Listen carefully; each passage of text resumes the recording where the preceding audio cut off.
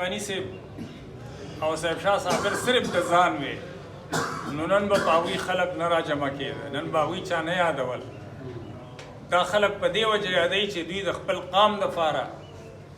هڅې کړي دي، کوششونه کړي دي، سختې تېرې کړي دي او خپل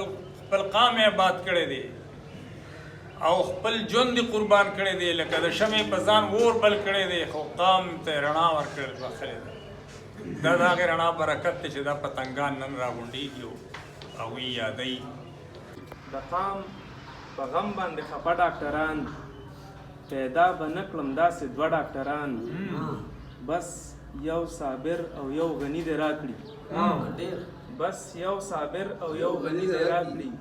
ورته لوګی به کړم همه ډاکټران. زموږ کوڅې ته دې کاته روان وي هو، زموږ کوڅې ته دې کاته